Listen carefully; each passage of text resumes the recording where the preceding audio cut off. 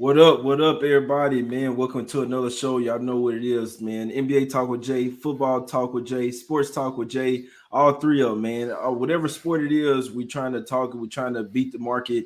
It's us against the bookies. You dig what I'm saying? So it's us, hey, we all together in this, really.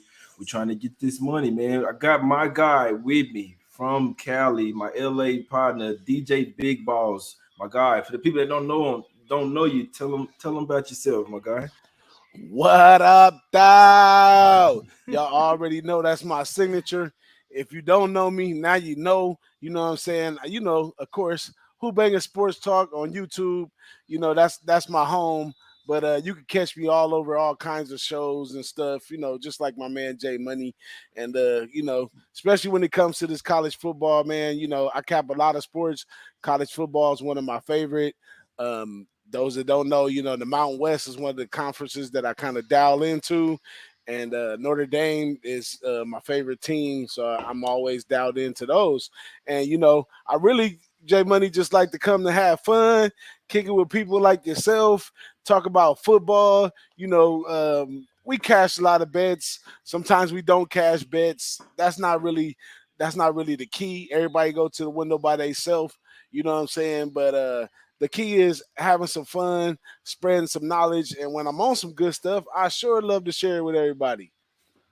Yeah, I love to hear that, bro. I know you got some damn good plays. My guy, that's what he does, man. College football. So, like I say, really good with the Mountain West. I definitely got to ask you something about that because we got Cincinnati and Notre Dame, obviously, probably the biggest game of the weekend. Well, I mean, outside of Wisconsin and Michigan, but huge game. Now, I mean, speaking of Wisconsin, Notre Dame just beat them, bro. So it's gonna be. I mean, they just came off a tough game, kind of whipped them boys up in Soldier Field. Now they go to the house playing an actual home game going up against a pretty tough Cincinnati squad. Obviously, Cincinnati been like teetering on the edge these past years.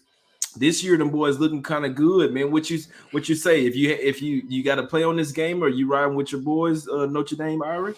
Woo! I rarely do I really ever bet against Notre Dame, Oh, but okay. uh, you know, if it's something that I really don't like, or I feel intimidated in any way, I'm gonna try to catch the total. You know what I'm saying? And in this game right here, I'm looking more at the total than the side. But it's an interesting game for Notre Dame on the side. Like I'm probably gonna bet it. Regardless. I'm a fan. Like, come on now. Like last week, I had Notre Dame on the money line. Like whatever Oh, you okay. get your team on with plus money, on the money line, you got to take your team. That's what you live for, right? You want to beat them. You want to beat them when you don't think they don't think you're gonna beat them. You know what I'm saying? So, Exactly. you know what I'm saying. In this game coming up right here, man, it's a very interesting game. This game was scheduled a few years back. Brian Kelly came from Cincinnati over to Notre Dame, and basically, athletic directors asked him a few years ago, what kind of, you know, uh, people you want to play. So he said, make sure you include Central Michigan, which is where he coached, and also Cincinnati, which is where he coached. So now we made it around to Cincinnati, and we had no idea that Cincinnati would be this good going into this game. But it is what it is. But it's Papa Chip Kelly. I mean, Brian Kelly over there, man. It's Papa Kelly. Papa Kelly, he don't play. That's his I would say his little brother team, right? He reached out and gave them a chance just to drop a couple gems. You know how it go when you be playing out of conference. The team that's at home usually hosts the team that's coming from somewhere else. So it's an honor for Cincinnati to come play Notre Dame at Notre Dame. We probably gonna put them up at the best of hotels. They're gonna eat the best of food. They're gonna have a good time, and they're gonna play a real interesting game on a real historical field. So that's first off. You know what I'm saying? So if you want to go what they call it, conspiracy theories, why, then you gotta look at off top That's me. why That's is me. yeah, if you conspiracy theory, why would Notre Dame put the money up to play a team like Cincinnati who's not gonna really well, at one point it probably wouldn't have helped our record at all. But now that they rank, it's big business, you know what I'm saying? And then on top of that, you got Kelly who set the stage up for Cincinnati to be who they are now, even though it was years ago. He just when he came there, he set that bar so high, and they followed through and it worked out for them. So it's an intimidating game a little bit for us, playing them, being that we're going through a rough spot right now. Offensive For line sure. is struggling. Running game is nothing like we thought it would be. But we somehow, some way, moved the ball in the air and put the ball in the end zone. So hats off to them for that. And the defense has been playing very well. Bend don't break is the name of the game, right? Like everybody would love to have a shutdown Ravens old school defense, but bend don't break is okay. Turning 7 into threes is profitable at the ends. You know what I'm saying? So we've been relying on the defense a little bit, but you know, technically to me, we haven't really played a coaching matchup that really worries Kelly at this point. Even going against Wisconsin, I think his name is Paul Chris, even going through with him, he respected his coaching game, but his coaching game, it was typical. He runs like a pro format. He sticks by. So Kelly had him teed up the whole way, man. That's why I jumped in money line with Notre Dame. There was no way to go. We was only miles away from home From the house, at right? Soldier Field, so it was almost like a home game for us. But you know what I'm saying, we did what we did. But interesting thing I seen with Kelly's press conference is he talked about being on the bus riding home with the victory with the guys. You know what I'm saying? So he got on the bus after the game. He said it was bumper to bumper, but they was riding on the bus eating Chicago deep dish pizza and chilling. You know what I'm saying? Hey, so that it was a good bonding time for him. So we at home, we got to protect the house. We got a record to protect at the house. So I expect Kelly to respect that and come in and try to at least big brother him a little bit. You know what I'm saying? I think we're gonna big brother him, but My dog right here trying to, this hey, call me crazy, bro. I like Cincinnati. I'm not heavy. I know you're a Notre Dame fan. I'm not a huge of college football better. I mean, I do all right sometimes, but me personally, I'd have to be looking at Cincy here. It's back-to-back huge games for Notre Dame. We know they kind of took a step back this year, lost some guys to the NFL. Now, Notre Dame of last year, obviously, I mean, this line might not even be like this. Obviously, they would be maybe even touchdown favorite last year. So that just speaks to how, like, obviously, I'm not gonna say they're going in a different direction, but obviously, I mean, this is a little bit of a down year for Notre Dame, in my opinion. Like you say, the defense, the line isn't necessarily the same. But I know since he's on the road here, I wouldn't be a bit surprised to see Cincinnati come here and win this game. Obviously, if they got playoff aspirations, you have to win games like this, simply put. So they're always, and I can't say every year Cincinnati is kind of looking pretty good, and then a game like this comes, and then they usually lose it. So it's always it's kind of crazy, but I kind of like Cincinnati here, bro. If it was up to me, I what you feel think? you. We playing pretty good defense on our side of the ball. They are centered around defense, but they also have a fast tempo offense. So, if I wasn't a Notre Dame fan, I probably would be on Cincinnati as well.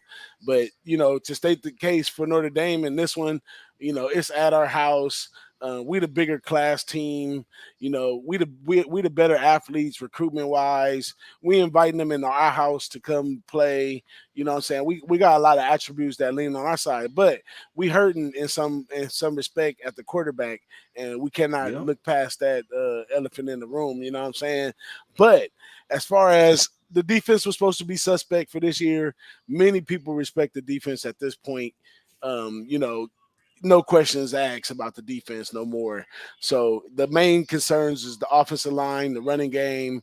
When the ball's been able to get in the air, we got two big tight ends and quite a few receivers. You see big number 4, big 6'4" guy, almost 300 pounds, and he's banging in there. So we got the receivers. It's all about getting the ball out. I think we made a bad choice taking Cohen coming over there. I kind of see Kelly's vision for him.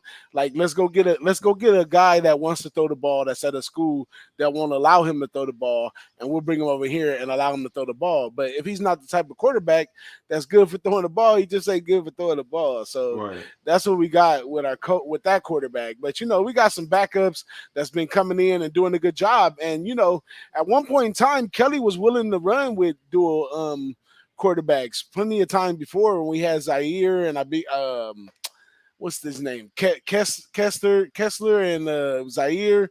When we had them back in the day, they were supposed to come out and do the dual thing. So he don't have a problem pulling the guy and put some other guys. Some of those guys play up because they, coming in at those times and stuff. So in that respect, we kind of all good, man. I talked about it last week on my Saturday show. It's all about improvement. If you allow us to continue to get wins and improve each week, we're gonna be something dangerous if you keep allowing us to do this. So if Cincinnati don't shut us up right now, we might be trying to go undefeated for the season. You know what I'm saying? We got a USC team and a Stanford team that we have to see that are both subpar. So, Right. worst come to worst, we pass this game. We got a good light. So I like Notre Dame in those respects, but I'm gonna go after the total, man. So I've been playing hooky with the total. I thought I was caught last week on the under, but I had the over, and just so happened late in that game they just started doing the extra pick sixes and took that game over. So I've been immaculate on the totals right here. This time we get 50, 51. I think the offense. So one of the things is one of the offensive linemen that we lost is coming back. At the same time, when he was out, one of the young guys that we put in, he played well. So now we have a little more depth than we thought we did at offensive line. So although people are so bad on our offensive line because we haven't been able to get a run game, we're improving. We're working on it. We might come out with a run game this week. You don't know. You know what I'm saying? So that's what I like about Notre Dame on that side.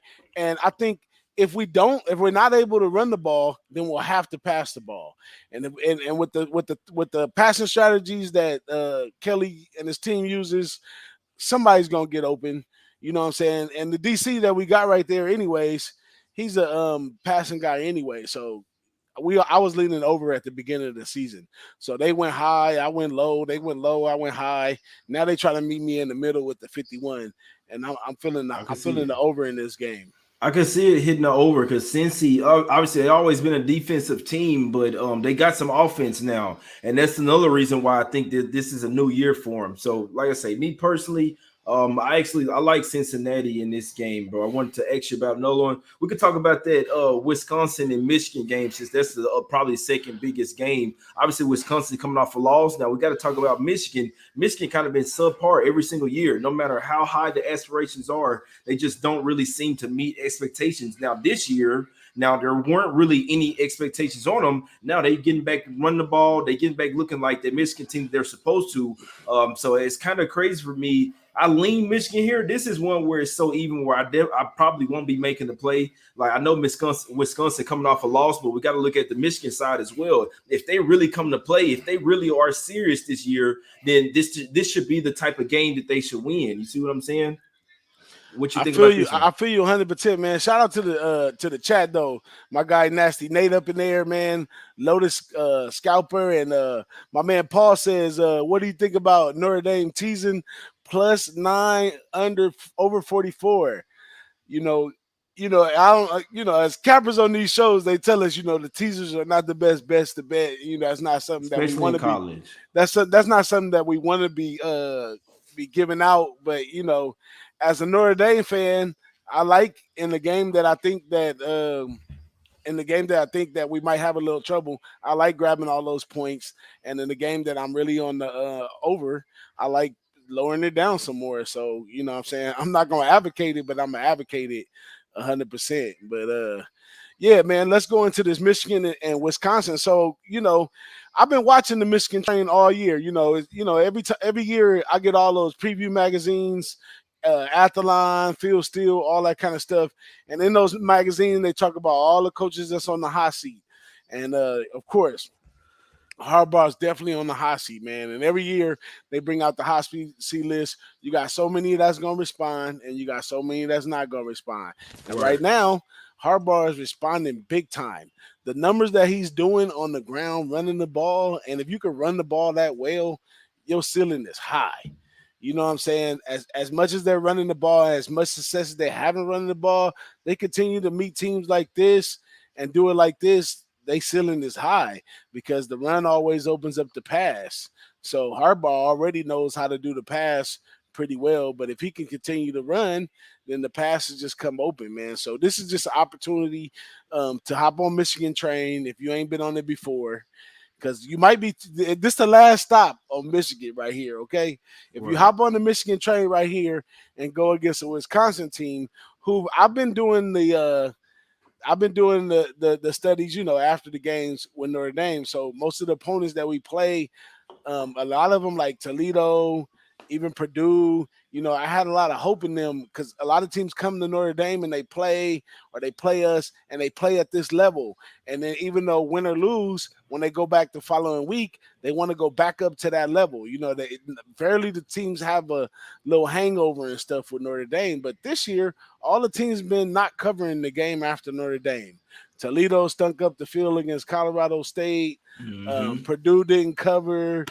All these teams that probably should have beat us. Now you got a Wisconsin team that's had to play Notre Dame at Soldier Field and then turn around and got to play this Michigan Exactly. team with a chip on their shoulder. So I'm all over Michigan in this game, man, 100%. Hey, I like it. I can't talk you off on that one as well. I like Michigan there. Like you say, if Michigan, this is the benchmark game. If Michigan's for real, they should win this game. If they're not, then they'll lose it. I mean, it's kind of simple, but it is what it is. If they really are back, I don't see them losing this one. So the heavy lean to Michigan for me, bro.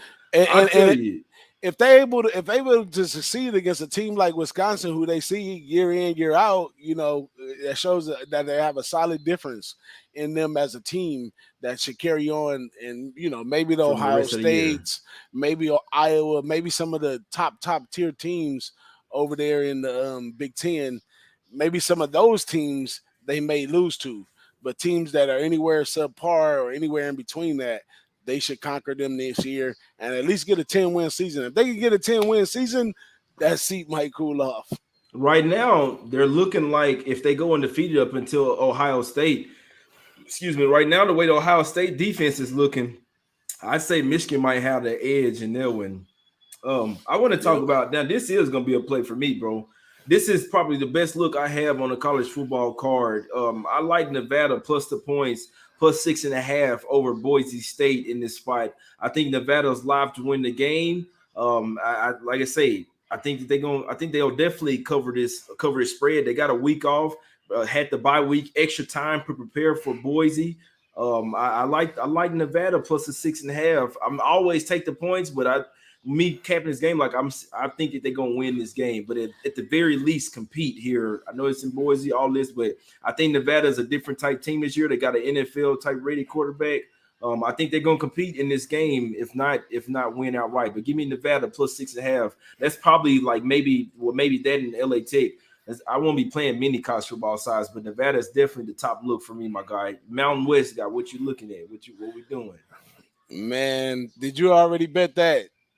I didn't bet it yet. I didn't bet it yet, Okay, but I like. great, I'm not taking great. boy. I'm taking them regardless, bro. I'm taking Look, them. look, get off of that game, man. What I've been noticing right now, and you got to start considering this because it's a big deal, and that's the realignments of the conferences. So, because the realignments of the conferences, there's a couple teams out there that for this whole year is basically an interview to be in those bigger conferences. Now, they talk about taking Boise State to the Big 12. That's like, and then like I didn't want to buy into this whole thing early in the season, but now I'm starting to see the big picture, right? So in order to get the 12 team playoffs, you got to realign the conferences to make some sense. You know what I'm saying? Because a 12 team playoff would allow a team like UCF and Boise State to get a shot at the national championship, taking people in schools that only have a little money and take them through this channel of schools that have tremendous money, right? In a playoff Mm-hmm. series, if you had to be the team that has as much money as Clemson, they had to go through Alabama, they had to go through, any one more after that.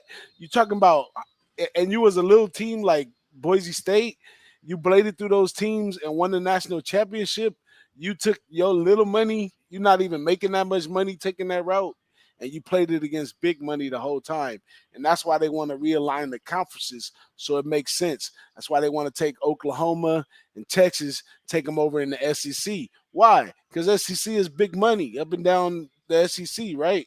So it'll be a fair trade off in conference play to be playing each other, sharing each other's fans and money on online, so now I ain't gonna go on for days about that stuff, but so bottom line is Boise State they have they're interviewing to go into one of those major conferences Real when quick. Nevada's go for it. Boise State and San Diego State informed the Mountain West today that they intend to stay in the conference.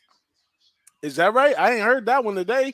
That's breaking news. That's the reports coming out about 8 hours ago. Boise State and San Diego State. So it's looking like, and it's crazy because psychologically, like for one, I was already thinking that obviously they need to show out for their interview, right? Which it's still game to game basis could be different, and they do have a big game on BYU on deck. But yeah, simply they are like looks like Boise State and San Diego State are staying in the conference, so they kind of that'll be good because those are the two most sought out of that they looking at to move over.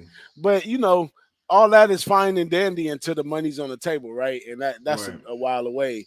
But at the same time, even to be considered and to be in that news media in today's modern day, you got to respond to that. But the problem I have with Nevada, that's just not one of the teams that I really like in the Mountain West. I don't really care for Jay Novell. His coaching is like mediocre, and he's had this guy Carson Strong for years, man. And Carson Strong, just like Derek King today, who's injured. Like they've been falling to injury year in year out. And in college sports, injury is a major key. Like it's not how good the player is. It's how good the player can get over their first injury. You know what I'm saying? Right. Because they're gonna happen because of the contact sport. And Strong over there, he comes in, he plays good on paper, but not always impressive on the field. Now, Boise State has been struggling with Brockmeyer, and but they still have Shakur. Shakur can catch that damn ball, at the right times. And they also have they're trying to bring back Halani to run the ball. So the offense is a work in progress. But the part that's been overlooked for the whole year is that this Boise team is going back into being more of a defensive team because Andy Avalos is a defensive coach, and that's where they be getting their bread and butter. That's how they've been staying alive in games. That's how they've been beating teams in the four quarters. That's what they've been their bread and butter. We talking about conference play now. Now Nevada was highly talented for being good this year in the Mountain West, but they was the same way last year, and I don't think that that's going to be any different this year. It's bad coaching, and it's the players are good, but they just not in the right system. You know what I'm saying? The Mountain West requires a lot of defense. A lot of these guys run 3-3-5 because everybody can throw the ball. Nevada just wants to go on the ball, play good offense, and outscore people. And Boise's a team that's not going to allow that. So Let me I ask you this real feel you quick. with the points in your pocket because it could come down to something close. But Boise got some points to prove. They hungry for a Mountain West championship. The lane is open, despite their losses that they had early in the season, and they probably get the business. Yeah, I like this Boise State squad. I do. This team has taken a step back from last year, and you just look at the line. They laid 14 and a half. I feel like Boise's taking a step back, and Nevada has taken a step up. Now, I mean, all these points really don't matter. The game still has to be played, but regardless, even looking at the line last year, even they're playing in Nevada. Nevada's 14 and a half point home underdogs, right? They lost 31-27. This is in 2018. So, and then now this year, now it's in Boise, and they're only favored by 6.5. The line alone tells you that Nevada is likely going to really have a chance to win this game. I like Nevada plus the 6.5. Some spots it's already coming down to 5.5. And like you say, Boise they're focused on their defense now. Boise can get back to the old Boise. To me, is getting to offense now. their offense will obviously need to score. I mean, they will need to keep up with Nevada because I don't think Boise agrees that great just to shut them down. They need to score. This will likely be a shootout. They will need to score. They would need to go head to head, toe to toe with Nevada scoring, and I don't think that they will in this particular game. But like you say, it could come down to where a field goal type of game. But I do think Nevada wins this game. But Boise could run a shootout with Nevada. I don't think so. I'm gonna put it like this: I don't think Nevada could win the game, but they definitely could cover the spread. This game could easily come down to a field goal, but it could be a high scoring game if Boise allows Nevada to make them play their game. But Boise can play that game. Shakur, Brockmeyer, they know how to connect big time, and Nevada doesn't have like anything positive really to say on the defensive side of the ball. So if they want to play shootout, they could play shootout. So I guess I would say I would kind of lean the over in this one, and I would stay off of the side to tell you the truth. But Gotcha. if Yeah, you're gonna go on it's Nevada, even go for it's Boise Nevada. people that I know that's super strong on Boise, and they're not a fan of Bachmeyer at all. And I'm not either, to be honest with you. I'm not a huge fan of him. I mean, it's kind of these some of these quarterbacks, man, When and you say work in progress, that means he's not ready. but you gotta look at people's skill set. Like he still has a skill set to get the job done. It's just that mentally he's a young kid and he hasn't developed enough in the game to be consistently good. You know what I'm saying? Even though he shows spurts of that he's good. So I never count these guys out, man. I never really and then they got a backup on over there as well. And that's what I'm saying. All my guys said they really would like to see the backup starting. Like when they're that heavy about Yeah, it, I everybody likes gotta. Sears. I mean, but Sears to me is a buster though, right? Because Sears he left UCLA because what's his name looked too good to him. I can't think of that guy's name off the top of my head right now. And the quarterback at USC, y'all know who he is in the chat. Slovis. Slovis, there you go. He bowed down to Slovis because Slovis is a Kurt Warner project. He went to high school at the high school that Kurt Boy, Warner coaches at. So it's gonna be a when lot of people mad. Slovis came in and Sears tucked his tail and ran to Boise. But he's a quality quarterback from USC. So hey man, somebody at my door right here. Give me 1 second, Okay, J Money. Let me just jump got you, out and jump back in. I'm a man. Go ahead, hold on 1 second. Just give me a little bit of time. man. So it's gonna be some people mad, man. Them boys got the boy. Hey, Cincy, what you call it? The Bengals, they down 14-0. What the fuck is going on, right? I mean, now people don't tear your house up. This is why you never think something is too easy. People out here slamming. I saw $245,000 bet on Bengals money line. People throwing them in teasers, money line parlays. I'm just here to tell you guys, nothing is guaranteed, and I just want to let you know when you really liking a bet a little too much, like thinking shit gonna be easy, just always have another feeling, second thought in your head. Maybe I don't need to place this bet, or maybe I need to be on the other side thinking shit's just gonna be simple. And that's what I saw a lot tonight. Jags plus 7.5 underdogs. They're leading 14-0 right now, almost going in the head in the halftime, my guys. But I appreciate everybody for tuning in, man. Y'all, my guys.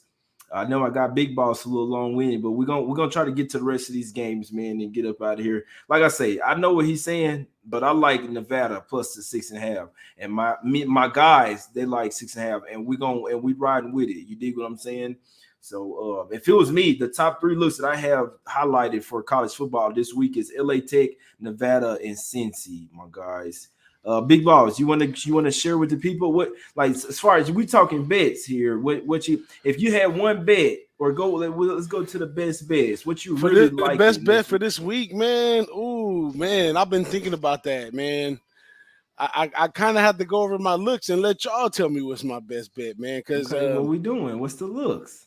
okay, so one of the best that I like in Mountain West is San Diego State first quarter, and I'm gonna say the reason why I'm saying first quarter because San Diego State issue has been travel.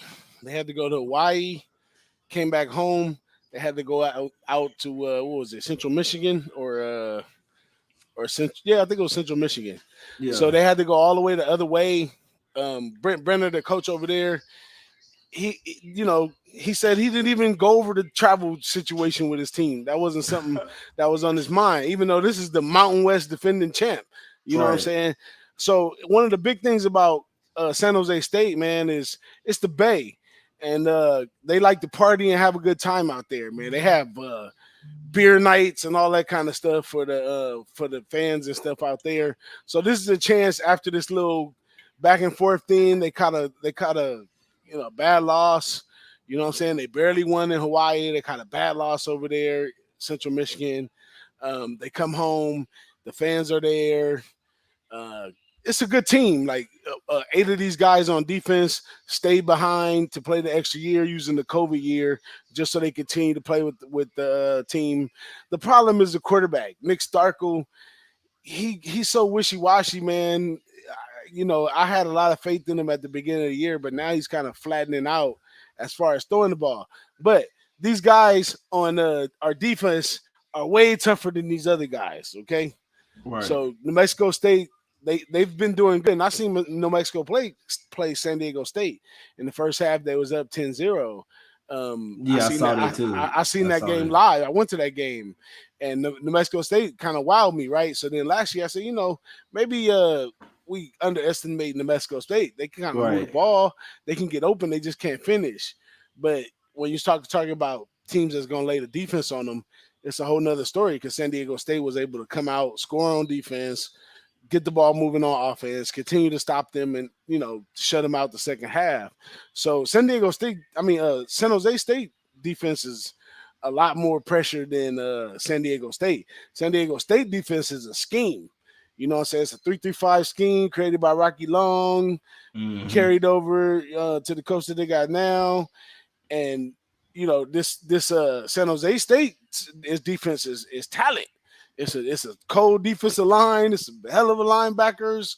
It's a hell of a secondary. So I think that they should be able to hold them down at home in the first quarter. Enough time for San Diego State to put some points on the board. I mean, it's 7 for the first quarter, so I almost guarantee they're gonna get the 7. It's just the points after that. So I'm willing to take that chance. That's the best spot because I can't see laying the 28 points with San Diego State with Nick Starkel with an offense that is struggling. Exactly. And then I can't see taking New Mexico State plus 28 points against a defense that has like 6-year seniors and shit like that on it playing at home. So I think they come out fast. They Right. coming home.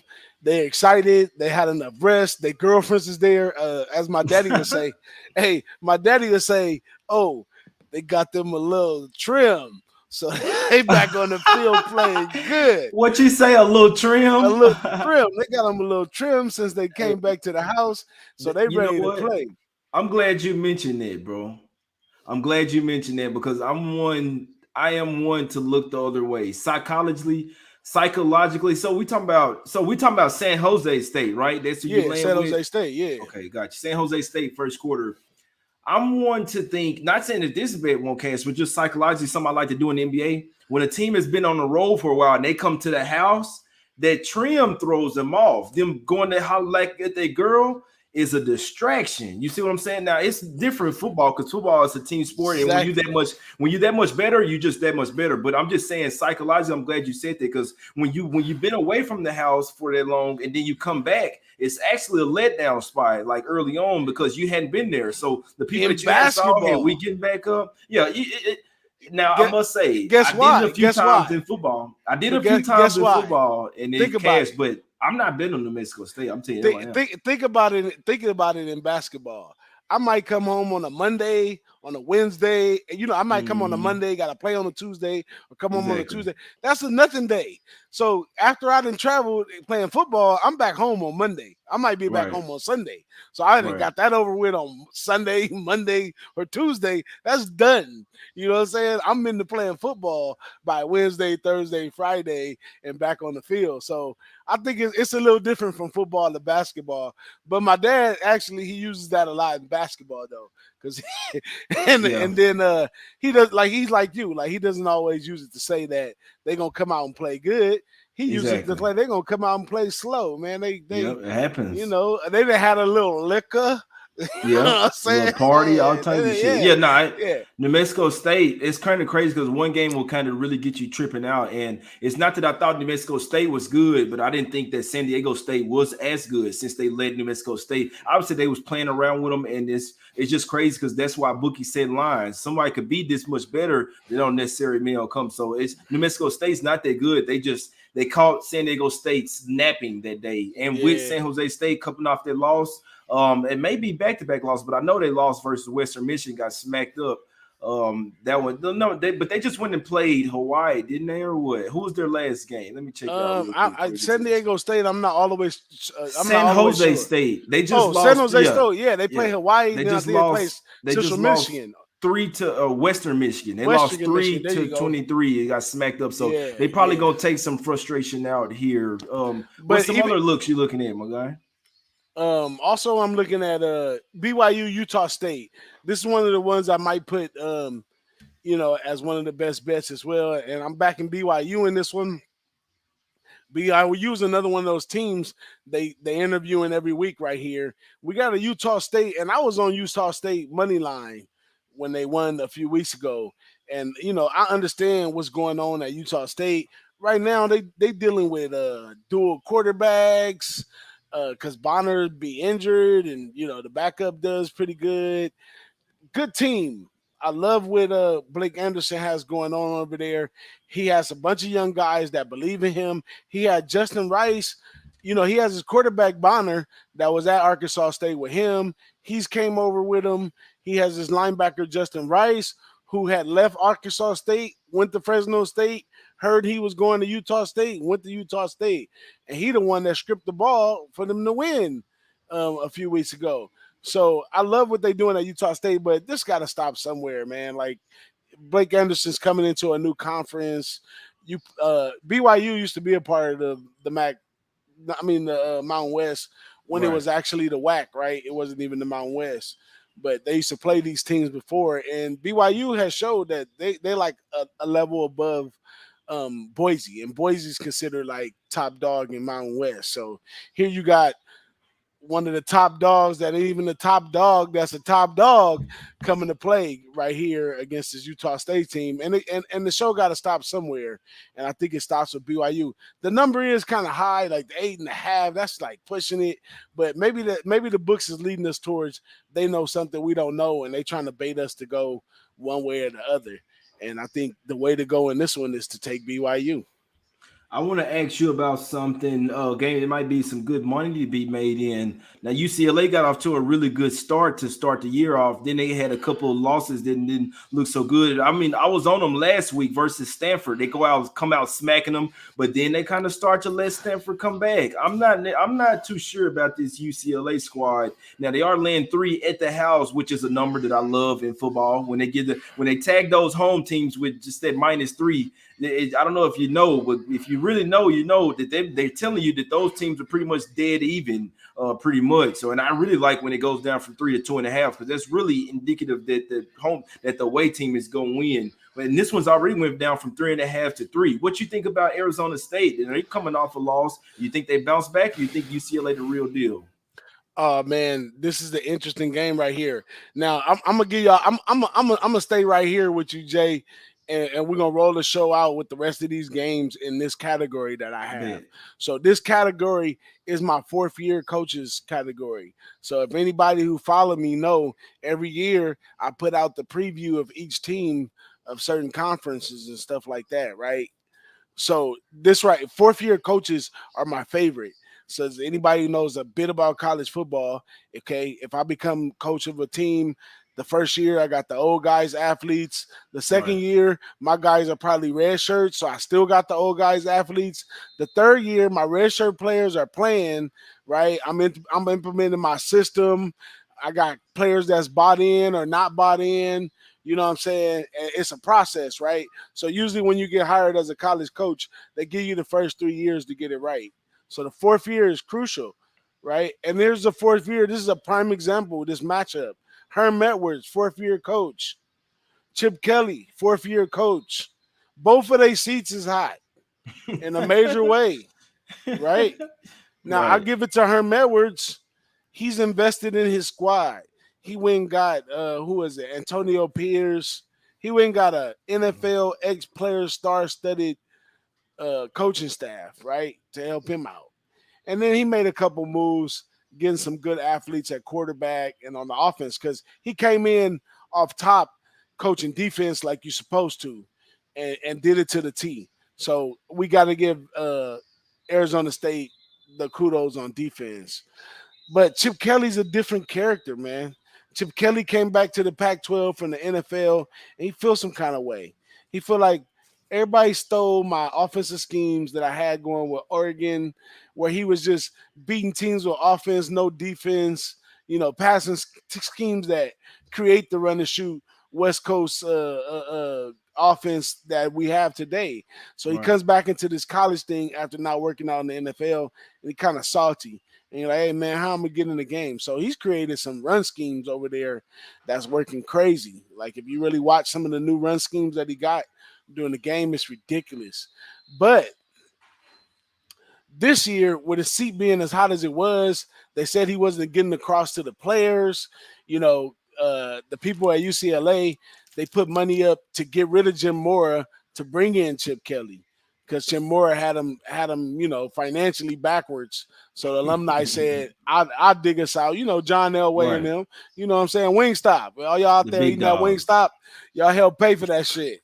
So that Wingstop money came over there to UCLA to get Jim Mora out because he was like 10 million in on a contract that he was upside down on, and then brought Chip Kelly in. The guys that got him in, the guys that got rid of Mora said, "Look, all we want to do is make sure that we get to pick the next guy," and they picked Chip Kelly. So third year, bam, he shit out of luck. Chip smart. Chip said, "Look, we got this transfer portal.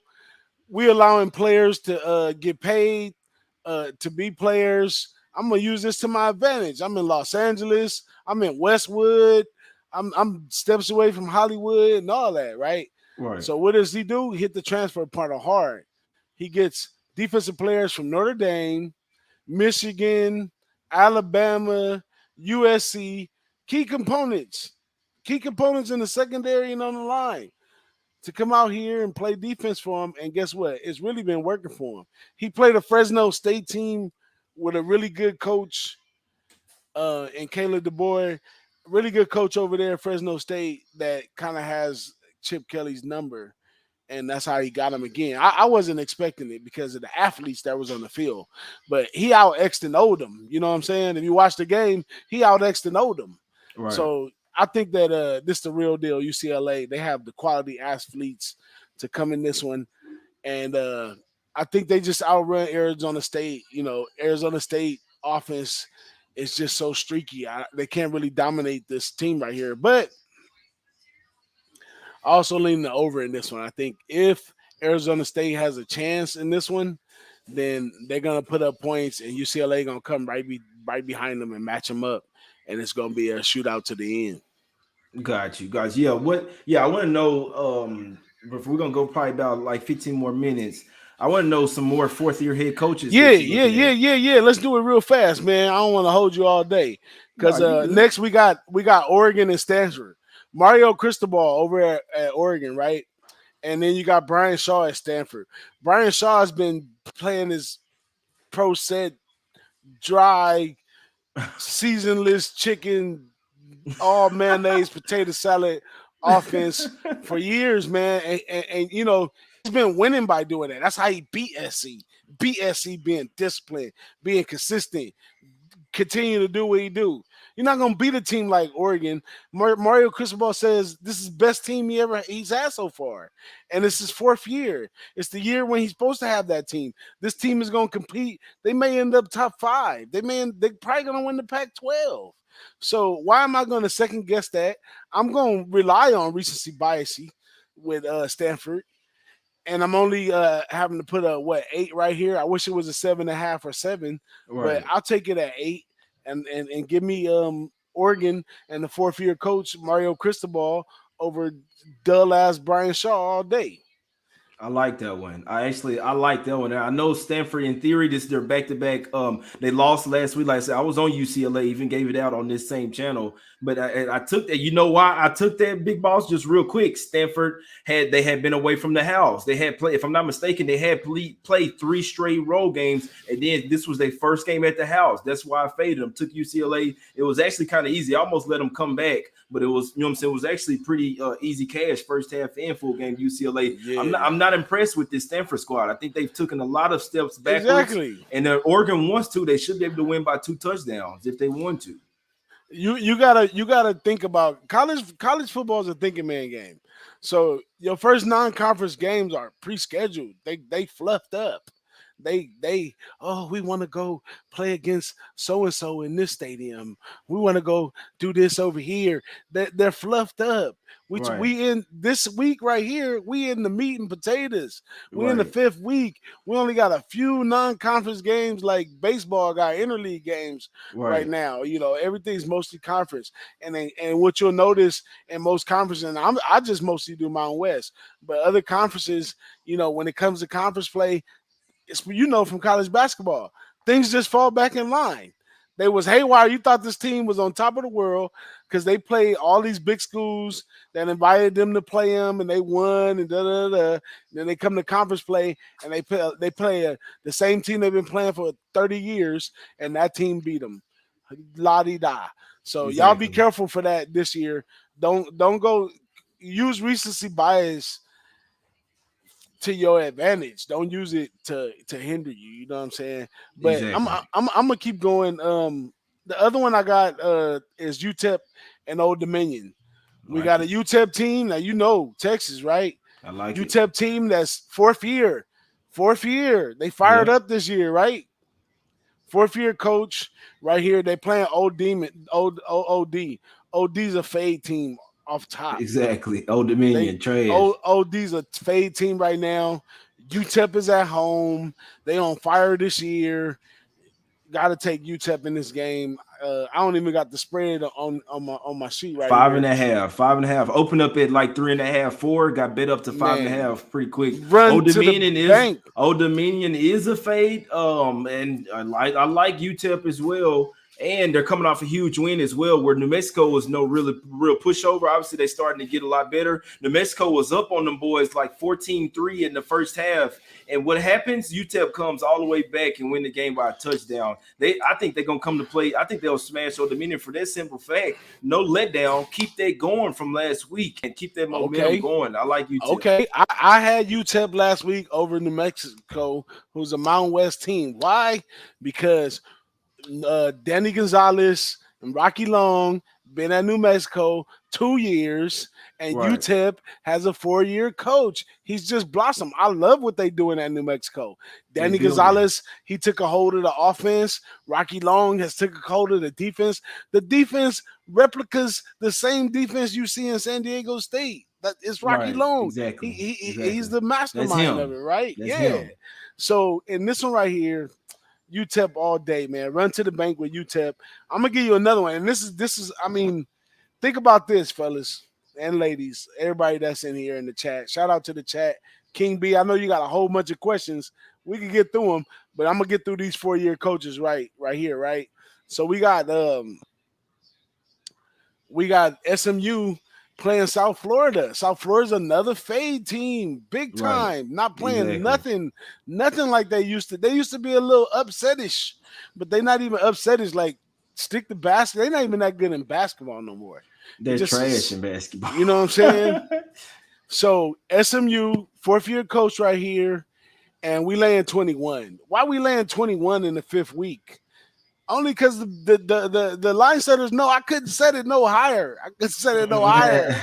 I could I was at a loss of numbers. I just set 21. You know what I'm saying? So I'm laying the 21 with SMU too, right here, back in the fourth year coach, and it looks good to me. Those are my fourth year coach looks for the week. And I follow up with these fourth year coaches. These ain't the only fourth year coach. You got Jimbo Fisher out there. You got a whole bunch of fourth year coaches. But I'm gonna tell y'all to do y'all homework. Go look it up. Some of the if it's Yeah. I learned something I new. got my sheet right here, and they'll tell me exactly how many it is. But I'll tell you if it's 10, 6 of them are 3-1 or better. I like that, bro. I You know what I'm learned something saying? new. That's why you always keep your ears open just to learn new stuff, bro. Because you know what I'm saying. You taught me something new. College football. Look at them fourth year coach, and it makes perfect sense. And I'm sure you've been cash with it. I'm glad you like Oh UTEP man. because hey, I like it. Hey, I like it too, my guy. if you playing college football and you're not capping in the coaches, you're not in tune to the game, man, because college Exactly. football is a game of systems.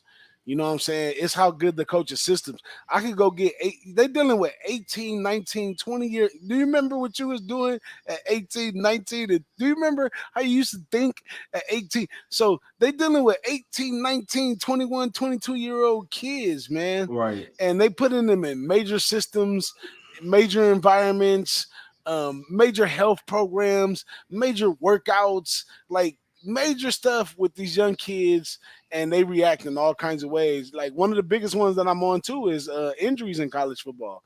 I don't really cap injuries too tough in college football because I believe that for every player, there's a backup sitting on the bench, can't wait to get in the game.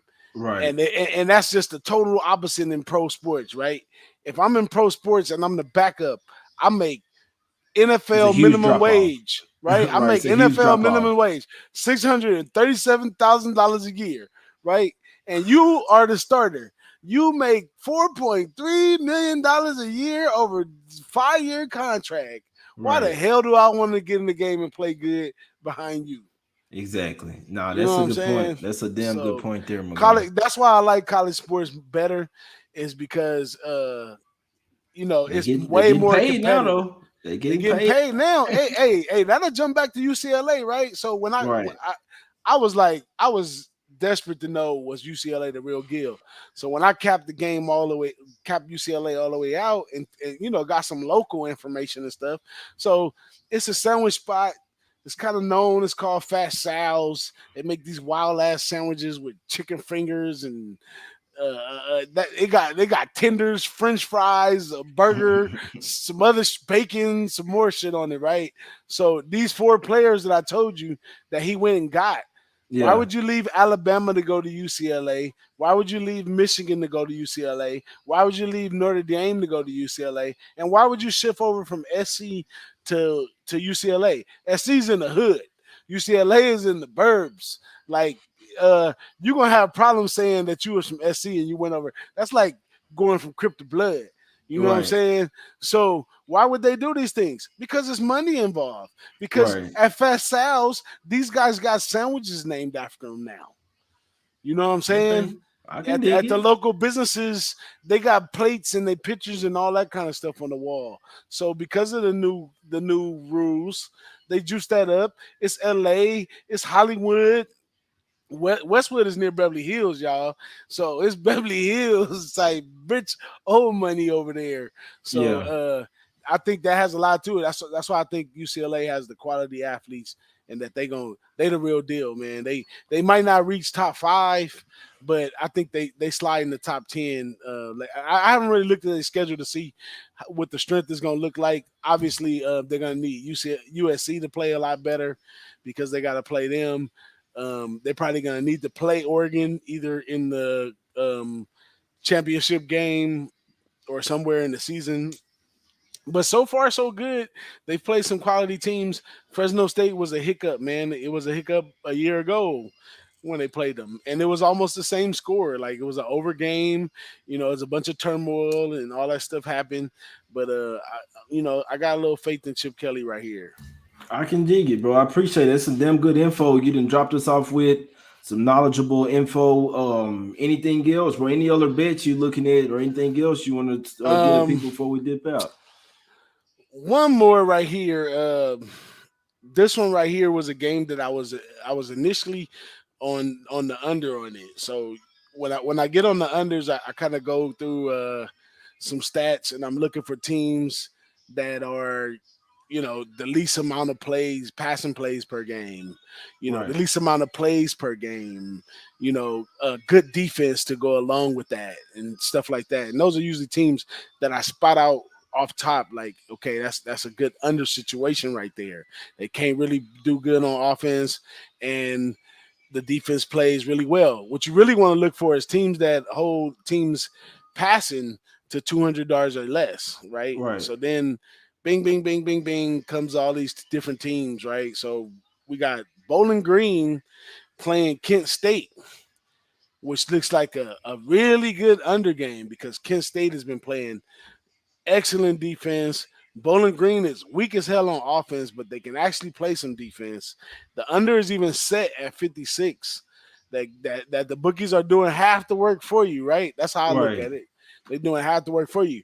So I dived in this game to dig after the under, but like I said, the week that this is, conference opponents, you got to go look at the history of the matchup. These are 18, 19-year-old kids who really think because your school is smarter than mine, y'all better than us. You Right. know what I'm saying? Because your school got a nicer dorm area, y'all better than us, right? So they fall for this kind of stuff. So in the history of this matchup, these totals have been way past 56, 60s, 70s, and this going back recent years and as you go further back. So I jumped off of the total on that one. And I really like Kent State minus 16 and a half against this Bowling Green team that really can't really do much. I But this like it Kent too. State team has beat them year in, year out by 28, 23, 22, 17. So I'm with Kent State on this one minus a 16 and a half. I like that. It's a nice little smack city spot. I probably ride with you on that one, my guy. Damn good plays, bro. Anything else before we get up out of here, bro? Man, that's most of all of it. The only other one that I was looking at, and that was an under game as well. It's set kind of high. Is Wake Forest and Louisville, and I kind of fell in love with Louisville as well, opposed to the under. I was going into it looking at the under and pulled out the over.